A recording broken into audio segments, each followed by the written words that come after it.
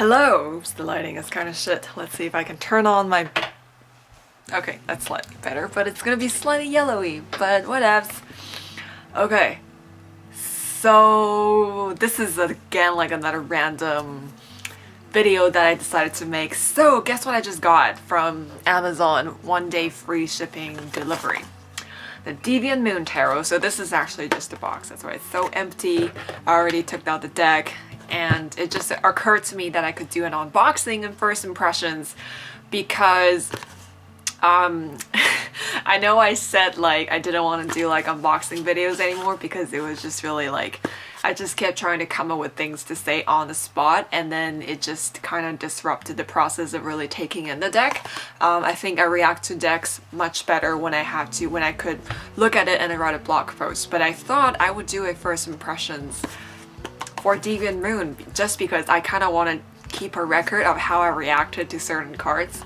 I just got to the Empress, so I looked at 5 cards so far, and I got to the Empress, I was like, holy shit, spiky nipples, and I was like, this needs to be on camera. Like, I don't care if people don't want to watch this or whatever, but I need to see it for myself, like what my face looks like when I react to certain cards, just because if you don't know the story, I've always been averting this deck, and this deck always turned me off because I thought it was very creepy, it was very dark and grotesque. I mean, to a certain extent I really enjoy grotesque imageries and grotesque symbolism, but I don't know, something about this deck, it just really creeped me out and I just could not look at it for the longest time. And then I know a lot of people, like, it's one of the most popular decks out there, and I know that it's listed as one of the most popular decks on the Eclectic Tarot. But I just never really understood why, and then I know it's like blunt and direct, and then sometimes I joke about that, and sometimes I reference this deck when I mention imageries and stuff like that. But it's been calling out to me, and then if you checked out my vlog, which is like an hour long, so I don't really expect you to watch the whole thing, but I mentioned that I'm called to work with this deck because I feel that the dark imageries and symbolism and some of the violent images in there could help me tap into the dark spaces within myself, because I'm working through grieving. I lost my father to cancer in 2016, so I think it's just like I don't know, I feel like maybe I just had this intuitive feeling that this might be the perfect deck for me to really sit with my feelings in a non-judgmental way, to sit with the weight of it, and then to kind of understand that to understand it a little bit better, because grief is just really, it's just so disconnected from reality sometimes. And then I feel like this deck is kind of disconnected from reality, but at the same time it's you know, I've been talking to a lot of people, so this is like before I purchased the deck. Like, I was asking people what their experiences are with Deviant Moon, and a lot of them said that it's not a dark deck. Like, it's kind of freaky and has like a lot of sort of dark symbolism for sure. You know, lots of blood, lots of disturbing sort of poses, and lots of sort of abnormal depictions of humans. I don't know if they're even humans, but just kind of lots of freaky stuff. But it's not like a dark deck, as in like it doesn't really give you dark messages, which makes sense because I don't believe that tarot is capable of giving you dark messages unless you read it that way.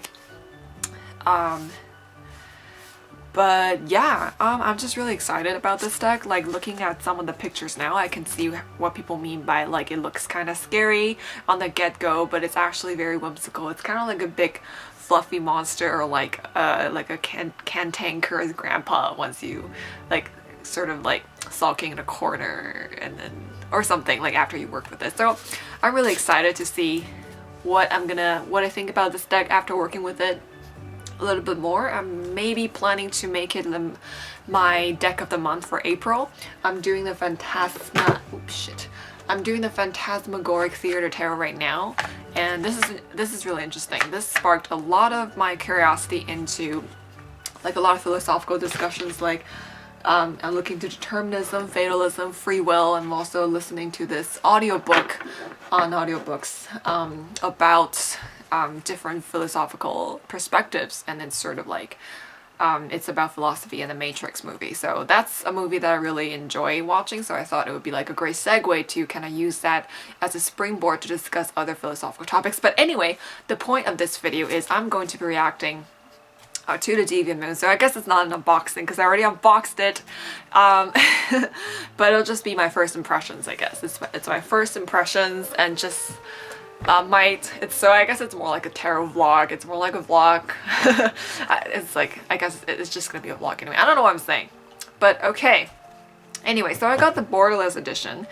Like the box is a tiny bit bent, but the cards are okay, so I'm fine with that. And I just read the first few pages of the little white book, and I read about the artist Patrick Valenza, read about the kind of art that he creates, and sort of some notes on how he came to create a Deviant Moon. I haven't really read the creation of Deviant Moon Tarot yet, but apparently these images are conceived from his daydreams when he was just a child, which is very fascinating to me because I know some people are just like, he's one of those people that just likes to take a walk in a graveyard. And I wonder if this is because some people are just naturally really drawn to those spaces of transition or spaces of death, and spaces that, or just ideas and concepts that really make you aware of your own mortality, because it is something that we don't really talk about in society, especially in Western society. Like, we just want to shove it under the carpet as much as we can.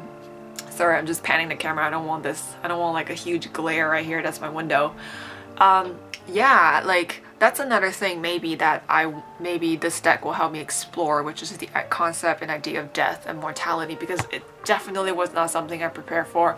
But I think I was a lot more prepared compared to a lot of people who didn't really have any musings or didn't have any understanding, or at least explorations of the concept of death or the afterlife. Because my own spiritual beliefs, like I believe that every sentient being has energy and that it moves on to like it's not the end after physical death. So that helped me a lot when it comes to grieving. And yeah, so I think this deck might help me explore the concept of death more and how it's sort of contextualized in our culture, how it's being understood, and maybe alternative ways to look at it, and how I could integrate that into my own life, to help my grieving and healing process, and maybe to share my insights with others, because having a parent die and having to watch him die, it was really difficult. And I just thought, like,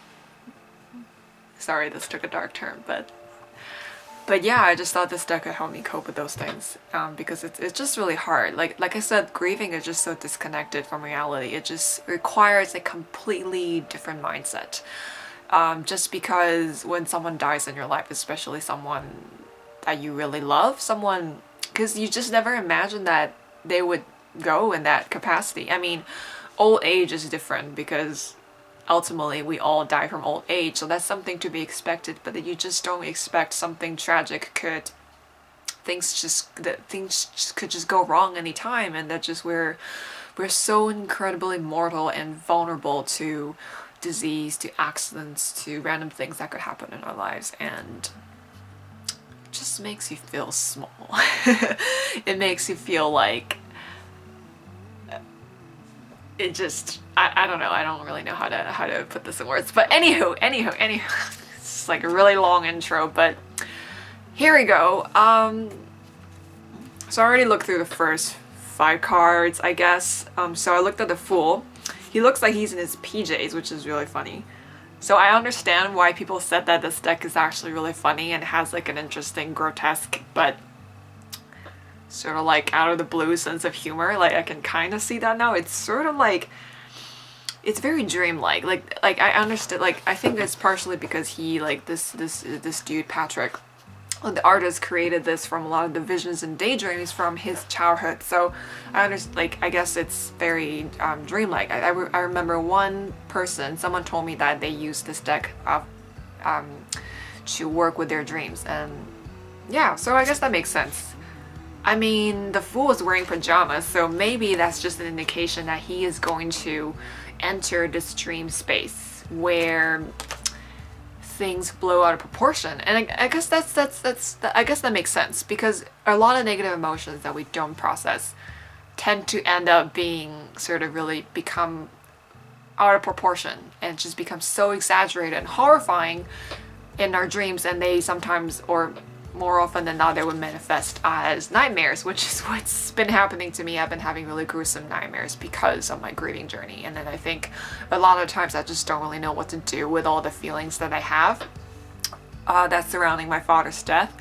So I guess this deck just makes so much sense now. You know, like maybe that's why it's calling to me, because it's just so perfectly, it's just like the right theme at the right time, and it's just like a perfect deck to kind of help me explore those things. The things that are sort of untapped within me, things that I don't know how to deal with, kind of like this deck when I first saw it, so now I understand why. But anyway, this deck is in my life now, so the Magician, so I see the 4 suits, and the symbols are the 4 suits. He has 4 arms, so this is not something like super freaky to have multiple arms, just because a lot of the gods and goddesses are depicted to have multiple arms in Taoist and Buddhist religion, and also in some of the Indian, gods and deities from India. So they have multiple arms. I don't know if it's just an Asian thing. I'm not sure why arms, you know, like arms kind of maybe represent your capability or ability to manifest things. So I guess it makes sense that it's sort of, it's with the Magician.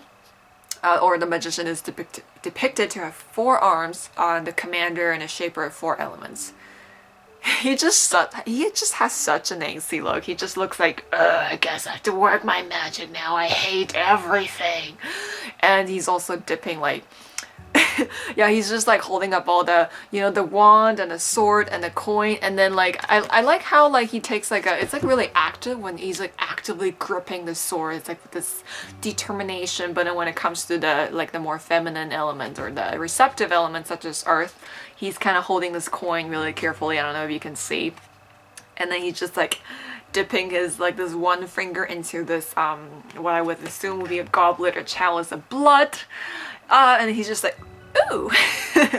So I like that contrast. So I understand why it could be really funny now. It's sort of like, there's this kind of absurdity to the whole thing, which makes sense because it's like a really dreamlike space, and I guess dreams are just supposed to be absurd.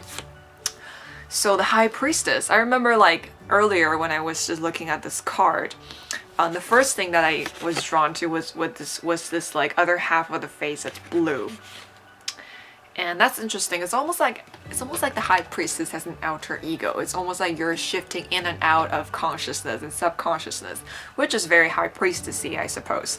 And I also like how the wings are sort of looking like metallic boards or fabric, and which is another dreamlike quality, I suppose, because sometimes the materials just get so mixed up in your dreams. So yeah, that's the spiky nipples that I was talking about. The Empress. So I kind of like that. It's sort of like beauty and femininity, but roses have thorns on them kind of thing. It's like, it's not for free, or I don't know if that's the right expression. It's just like, get the fuck away from me, or I don't know, or I'll sting you with my boobs. Something like that. But I look forward to like reading what the Little White Book has to say about this deck. Okay, so the Emperor. Now I can also see why this deck was constantly described to be sassy. The Emperor just kind of has this like sassy look. Oh, he killed something with his staff. We're just gonna... Is that a bull with a humanized face? Look at that poor thing. It's almost like he's saying like, I'm the boss. You're not the boss. I'm the boss. It's almost like this childish, okay, no wonder this is like not childish as in like immature, but just really childlike sort of temperament where you're, like I said, feelings are just overblown and over exaggerated and out of proportion, which again makes sense in a dream setting, because I feel like maybe in dreams that we're all a bit childlike because our emotions are completely unfiltered. It's just like us in the rawest sense. I don't know if that makes sense. So the Hierophant, he has these like crab-like or lobster-like hands. And again, he has this like sort of like an alter ego face, or just a disjoint face where there's like moon on one side and then there's like, I don't know, this is like a full moon or like a new moon. So I find that very interesting. I remember like posting this on Tarot Nerds, and I was just saying that this deck, just looking at it, really reminds me of the Hunchback of Notre Dame or Quasimodo, I guess maybe just because of the medieval portrayals. So here are the lovers, and there's like a snake or a scorpion. A snake is biting into the guy and they're naked. So slightly vampiric or vampiric. I get this like and the moon is sort of blowing air at them. Like it's like that tiny moon. Kind of feels like it just, I don't know, maybe it almost feels like who's using who. That's the phrase that I was thinking of. So it's almost like you have to overcome all those your expectations and impulses in a relationship to really achieve true love. I think this is very human, you know, like I think a lot of the lovers card depict this sort of wonderful scene of connection. It's very angelic, it's very pure, it's like Adam and Eve in the Eden, right? It's like very, very innocent, but this one is sort of like, it's just down to the flesh. It's very vulnerable, it's very raw, it's very it's just like you're faced with your desires, and can you rise from that? Can you integrate those things? Can you actually be free from maybe some of the more materialistic or selfish desires that you might have and that you might want to place on the other person? What does it mean to be in a relationship? What does it mean to be yourself and be with someone? So that's why those are my thoughts at the moment. Oh yeah, and I remember seeing the Chariot earlier. I think I saw more than 5 cards, but whatever. This is so funny. This reminds me of Alice in Wonderland, Madness Returns, which is a platformer, and it depicts this really nightmarish landscape of Wonderland. And I guess like those two, the kind of art style and the sort of premise for this deck and the game is very similar. It's this nightmarish, whimsical, nonsensical dream landscape in which our fears, our negativity become the monsters that we fight. And this Chariot is just so he just looks so determined. It's almost like he's like, you know, like just high on caffeine, and then he just chucked like 20 cups of coffee. So he's just like he's just like in his head, he's ready to go. So his entire head is his entire body, which is like Kirby. and he just like, just imagine like a head like that just like coursing down the street, just charging at you. Just how terrifying and funny that is. I get it. I get how this is like supposed to be, or it could be funny. Justice. I get it. I see. There's just so much absurdity in this deck. Look at Justice. He's just like he or she. So again, like you know, the double face. I guess whenever there's a theme of balance, then there could be like this sort of half face depiction. So I like how she's just like casually, or I don't know, deliberately picking up that dead fish with her leg. It's almost like trying to prevent her little pet lizard or pet crocodile to stop it from eating the fish. It's like it takes so much effort, and you know, like when you're trying to do something important but your cat or your dog is just like trying to bug you, or they're just trying to get your attention, and you kind of have to keep one arm to keep them at bay, and so you can just like finish typing so they don't get on your keyboard or whatever. That's the feeling I'm getting. And Hermit, I remember seeing this on the internet, and that was one of the cards that creeped me out the most. But now that I look at it, it's like, I wonder if this is the same figure from Justice. Like in my mind, I just kind of connected the dots. I just feel like, oh, she kind of dropped the fish, so she feels like really shitty, so she has to just go chill for a while. So now she's like under this bridge or under this dome or arch, and she's just like, you know, like throwing like a really crazy irrational tantrum from an adult. Like when the child throws a tantrum, it's kind of funny and like you don't know what to do at the same time, right? But when an adult throws a tantrum, it's really like it's not psychotic, but there's this insanity to it. You know, it's gotten to a point where you have to where those energies are being released from you, and so you're just like you just enter this state of like this asylum, you know, like it's sort of like a mental asylum. Okay, the Wheel of Fortune. Oh my god, I don't know why. There's just a funny vibe coming off from these cards. I get it now. I really get it. Like, they're really not that scary. I don't know what I was scared about, but maybe I just wasn't in the headspace. So there's this wheel. It's the Wheel of Fortune.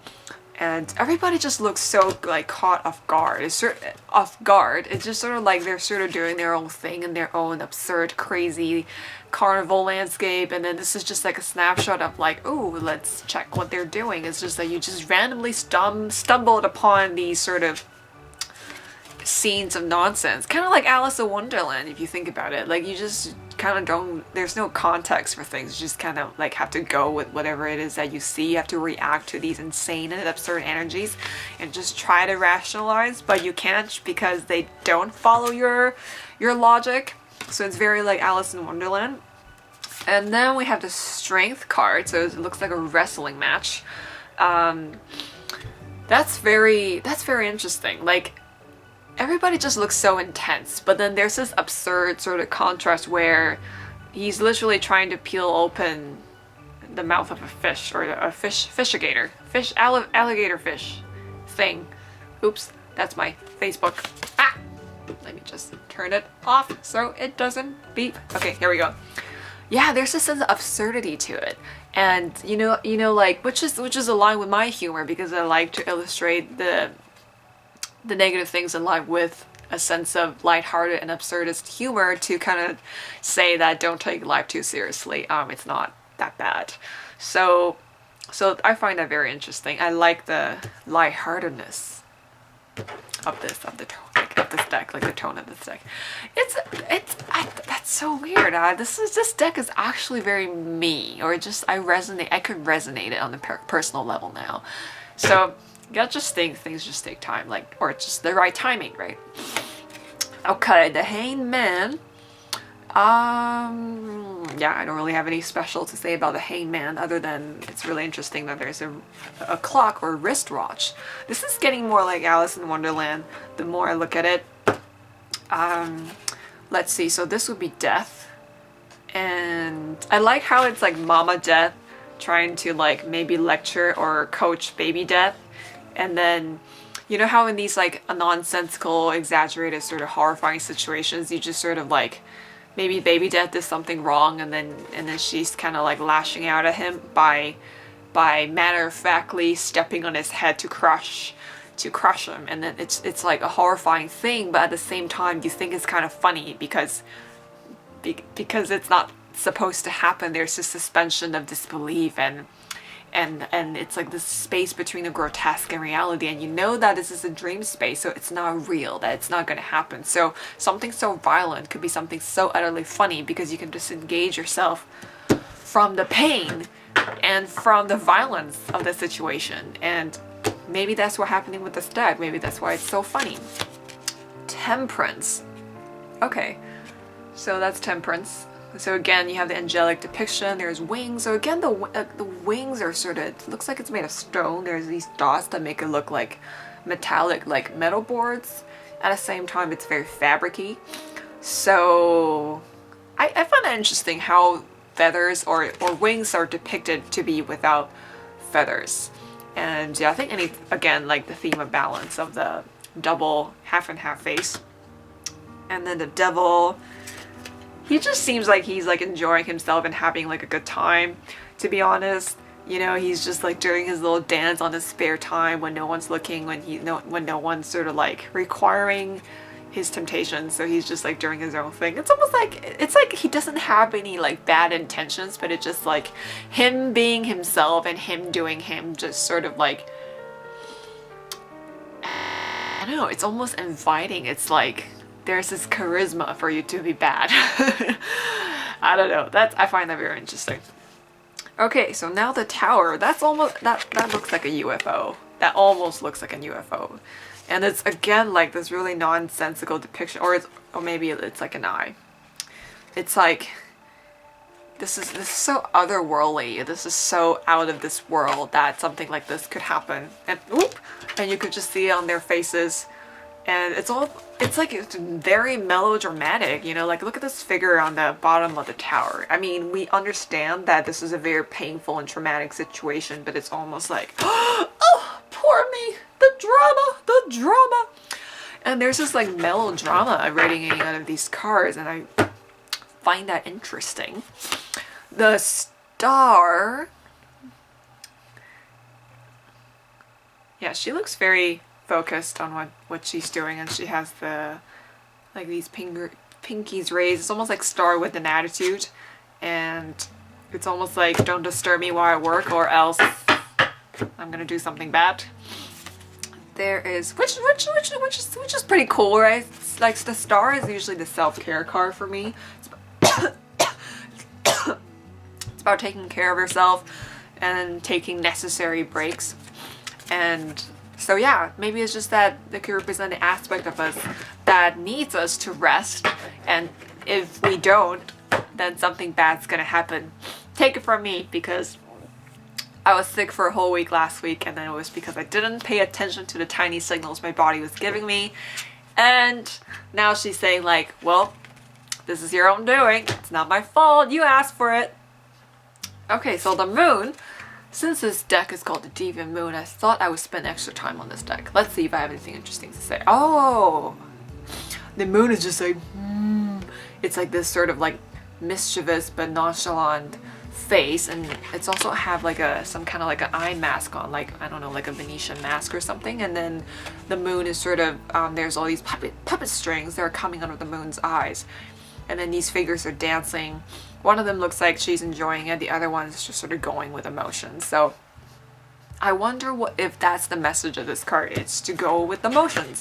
Go with emotions. Go with the cycle of things. Don't fight it. Don't fight the natural cycle and the natural rhythm. Allow it to take over you. So just surrender to this like higher force or whatever. So the sun. Okay, I like the color contrast, because I think so far the skin of these sort of characters are all white, but these figures have black metallic silver skin, and they're dancing, and then the sun almost looks like the moon. It's like the moon saying, okay, I'm done. You can do your own thing now. You can go dance, you can go enjoy life. You can that is my cell phone. That's a text message, but just ignore. I'm gonna do this first. So Judgement. And yeah, like, I don't know why, but all these characters have this feeling, like, that this sort of expression that they're so serious, but it's almost like they're not. Which is like a theme for being absurd, I guess, because it's kind of like the amount of energy and rationality and logic that you're trying to attach to something. It's not supposed to make sense. And I guess coming back to my own grieving journey, maybe it's not supposed to make sense. Maybe it's not something that you could actually rationally navigate through. I mean, you could always have some kind of ritual to connect with that part of yourself. I think it's important to have rituals or routines to kind of check in with yourself regularly. Like, you shouldn't just let it rot. But I think maybe it's just its own thing, you know? Maybe it's just like the moon has its own cycles, and you just kind of have to, in some way, you're powerless against its rhythm. You just kind of have to let it run its course. You just have to understand that sometimes you have to allow it to speak. You have to... Maybe that's what's absurd and so difficult about it, because there's just no logic to it, you know? It's how do you process death? How do you process something so heavy? It's kind of like you could logically understand it, but your heart or your emotions could never really fully register that reality. It's something that you always have to cope with. Like, throughout the entire year, like after I lost my dad, I just sometimes I would have this surreal thought about, like, maybe my dad was playing a joke on me. Maybe he would just knock on my door and suddenly reappear, and then he would just say, haha, gotcha. And there would be moments where I feel like, did he really die? Like, I spent my entire life with him, and did he really die? Like, did he really die, you know? And sometimes I would just have these really absurd, nonsensical moments. Sorry, I'm tearing up a little bit. But yeah, it's kind of like, maybe that's just what death is. Maybe that's what grieving is. Maybe it's just supposed to be really absurd and nonsensical, and then you almost have to laugh at yourself. You have to laugh at this thing that you can't solve, because being alive is it's kind of like, it's never something you can fully, it's not something you could experience until you're there, and when you're done, it's not like you can come back and tell people how it was how it went. You know, it's not something that we can properly quantify, so maybe that's why it's so incredibly difficult for us to grasp. Yeah, so for those of you who may be on a similar journey, that's my thoughts so far. And there we go, here's the world. I like how it's like a mermaid. Mermaid makes me think of water, makes me think of the subconscious. This is really cool. I like the creatures. They sort of have this like really snarky smirk, which is very, it matches the theme. I guess I'm definitely gonna write a blog post about this and explore these in detail. I'm having a lot of insights already. I love this deck. I really love it. Okay, so let me see. So that would be the major arcana. I think I might break this video into like several segments, and because I think I posted my vlog, it was like an hour long, I think. That was like really long. But like it was just like freewheeling vlog, so I just let myself run. But I think I could structure this video a tiny bit, so maybe I'll just make this part 1. If you want to watch me talk about the minor arcana, you can go watch part 2. And so for now, I'll see you soon, or I'll see you later. Is that all? Yeah, that's all the major arcana. I feel like I skipped something. No, I didn't. Okay, but yeah, that's my thoughts so far on the major arcana, and yeah, I'll keep filming and I'll be talking about the minor arcana, and so on. Yeah, so if you want to watch part 2, go ahead, but no pressure. But yeah, I'm really just doing this for me. I just want to make sure that I capture all my first impressions, especially with this deck, just because it's so maybe that's my problem with deck reviews, because I may be just tempted to talk about every single card in detail, but then I just feel like I should probably get the whole thing done in 20 minutes or less than 20 minutes. I don't want it to get too long. Maybe that's my problem. It's because I could never contain myself. So it's easier to summarize or capture sort of my overall impressions when I'm writing a blog post, because it's not like live, or it's not like I could sort of process it in non-linear time. I could just do it in my head, right? I don't have to immediately verbalize it. So maybe that's why. But yeah, maybe I should do something more like this. Just do longer videos, but like chunk it down into digestible video sizes, so I could be more detailed with all the cards. But anyway, I'm dragging on this little conclusion here. Okay, see you in a bit. If you want to keep watching, I'm gonna keep going with part 2 now.